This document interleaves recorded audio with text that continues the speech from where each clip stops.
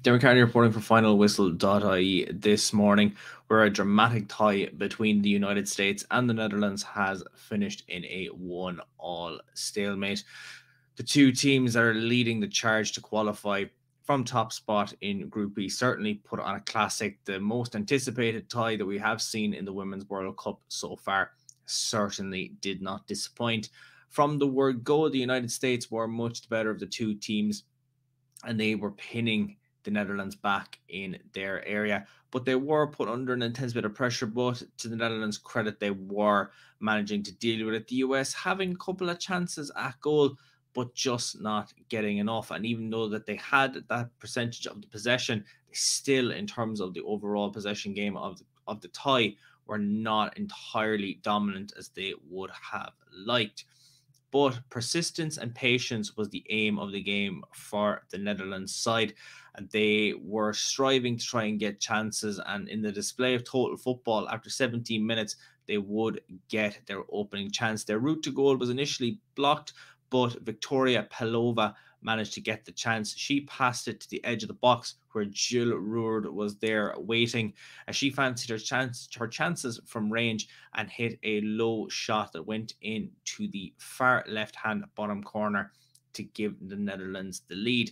That certainly came as a sucker punch to the US and might have hit them for a little bit of wind in their sails, but they kept pressing on. And a couple of seconds later, not even 30 seconds after the tip-off, Trinity Rodman almost had a spectacular equaliser. She hit a looping shot from range that needed the best out of Van Doomselaar to manage to tip it out for a corner.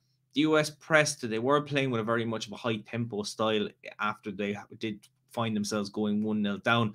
But to the Netherlands, they were striving. They were sucking in all the pressure. They were sitting back and letting the US maybe get a little bit more fatigued as the half wore on. The US did have chances as the half wore on. Julie Ertz and Lindsay Horan both having headers from corners, neither of which found the target.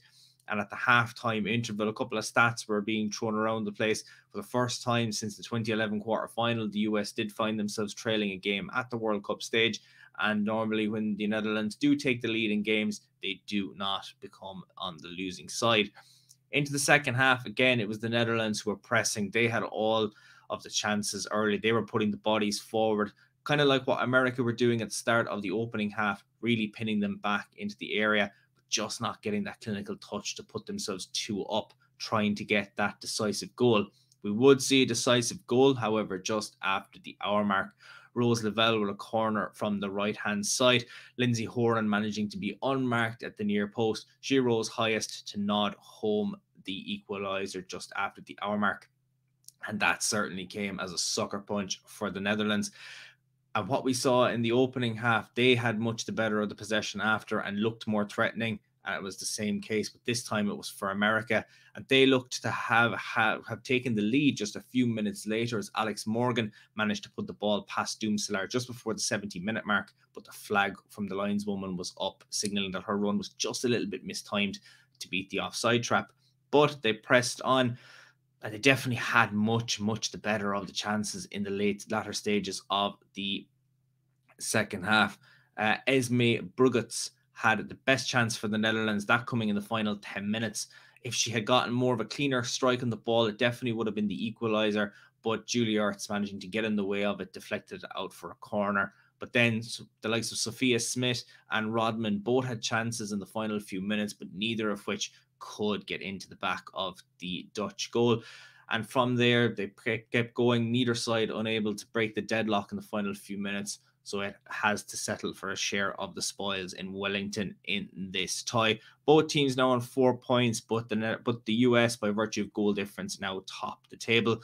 Portugal and Vietnam come up later this morning, the second game, and we'll see just who will be the third place team now if there is a winner out of that tie. As it finished in Wellington, the United States won, the Netherlands won.